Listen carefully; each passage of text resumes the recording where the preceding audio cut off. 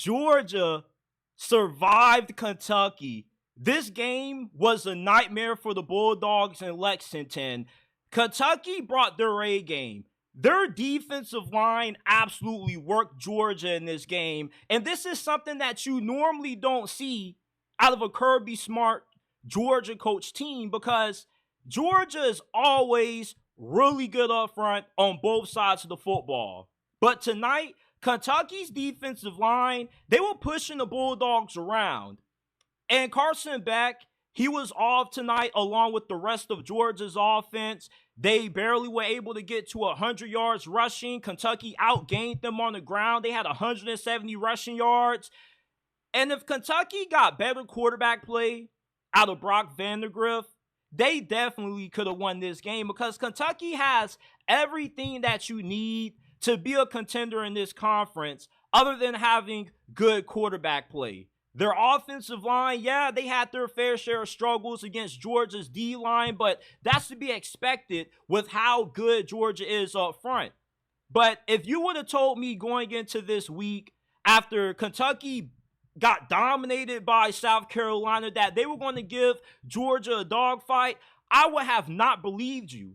But Kentucky isn't one of those teams that you can just look at on your schedule as an easy win, because the kind of program that Mark Stoops has built down there in Lexington. They may not be the flashiest team, the most exciting team to watch. They don't really spread the football all over the air, but they're a really good team when it comes to running the football and being physical and dominant up front.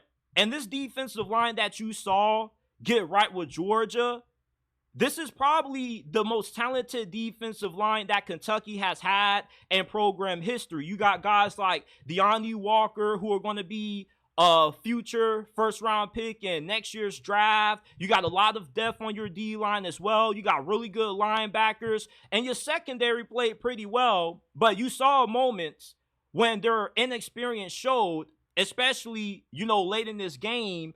And I feel for Mark Stoops, you should have been a little bit more aggressive in the end.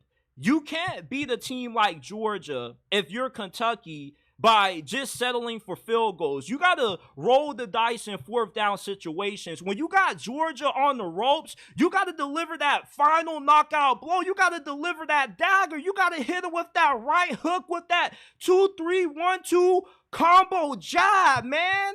And I'm really upset that Kentucky wasn't able to win this thing, because it's like anytime you see Georgia getting pushed to the wire, you always root for the opposing team. Like last year when he almost lost to Auburn, I was rooting for Auburn, because you normally don't see Georgia in these kinds of games that are really close, especially against a team like Kentucky, where nobody really expects them to be that good this year. For them to hang around in this game, you would love for them to finish it off. I mean, come on, Brock Vandagriff. You got to play better, man. If you play better tonight, Kentucky walks away with the win at home and the upset over the best team in college football. I'm just really upset with Brock Vandagriff tonight, man, because I was really high on him coming into this season. He looked really good against their opponent in week 1, and ever since then, it's been downhill from there. Kentucky played a really good game, man, but it was just disappointing that they weren't able to finish it. You got to score touchdowns when you're playing a team like Georgia. That's why Georgia won this game, because what separates the elite teams in college football from the average or good teams in college football is that elite teams like Georgia can win even when it's ugly. They just have something that I call the trapdoor ability. Despite how ugly things may go for a team like Georgia, if you allow the game to be close and you don't seal the deal, they just hit that trapdoor button and they find a way to sneak out a win. And I love Kirby Smart. This is my favorite coach in college football, because he was giving it to his players on the sidelines, man. He was not tolerating the BS. One of his players fumbled late in this game, but lucky enough, one of Georgia's receivers was able to scoop it up for a first down. Like, Kirby is no nonsense, all business. And you could tell that he was unsatisfied with how Georgia played today. But you also got to give respect to Kentucky showing up. And this just shows you why the SEC is without a doubt the best conference in college football. Because every week, you got to bring your best game. Because if not, it doesn't matter how much talent you have. Because you're good enough to lose on the road against any team in the SEC. And that goes for Georgia tonight against Kentucky. Yes, I still believe that this is the team to beat in college football this year. I still feel they are the number one ranked team in America right now. But tonight they showed that they're not invincible. And even a team like Georgia that has the best coach in college football with arguably the best roster in the sport is capable of being able to be pushed to the wire by a school like Kentucky, a school that nobody really thinks of as being a good football school. When you think of Kentucky, you think basketball. John Calipari, he's gone. You know, Mark Stoops has made Kentucky football relevant. And I don't think that he gets enough respect for how good he is as a head coach, being able to consistently have 6-7 win seasons at a program that before he got there, nobody even paid attention to the football program. I mean, this was a great game. If you are somebody who appreciates high-level defensive football and physicality, this was a great game to watch. And initially, I wasn't even watching this game. I didn't tune in until the second quarter because I was watching Colorado State on the big screen. I didn't think I was going to have to watch this game. I thought that Georgia was going to go on the road and cover that 21.5 point spread. But when I saw that Kentucky was up 3-0 heading into the second quarter, I had to turn this game on, man, because I was rooting for the Wildcats. I was on Big Blue Nation sidelines going crazy for them. And it's just so disappointing that they couldn't pull this win out, man. Like, come on, Kentucky, come on. Like, I was really high on Kentucky coming into this year. I thought that they could be a 9-win team, but the quarterback play is just, man, come on, Brock Vandagriff. You got to do better, fam. You got to do better. And if Kentucky can't do better than this dude, then they need to do a better job at evaluating the quarterbacks that they bring in via the transfer portal. Kentucky isn't one of those programs that recruits 5- and 4-star quarterbacks out of high school. They go into the transfer portal and they get their QB that way. And sometimes it works. Like, they struck gold when they got Will Levis a few years when he transferred from Penn State. But their last two transfers, Devin Leary last year and Brock Vandagriff, they have not been that good. Devin Leary was a massive disappointment last year, and Brock Vandagriff looks like a disappointment so far this year. He didn't play good against South Carolina, didn't play good tonight. He cost Kentucky this game.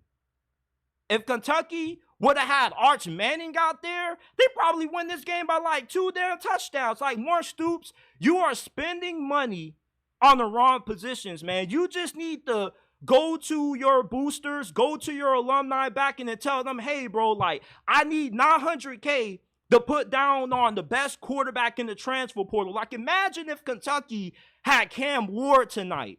Or just, if you just had serviceable quarterback play, you could have won this game. That is the only thing that is holding back Kentucky football from reaching that next level. The quarterback play, man, they got everything. They got good receivers. Dane Key, Barry Brown. Those guys are going to be playing in the NFL. They normally have a pretty good offensive line, really good running backs, and their defense is always really good and always well coached. The only thing you need is a damn quarterback. Like, just get $1 million to throw at the best dude available in the portal, and you can easily be able to win games like this.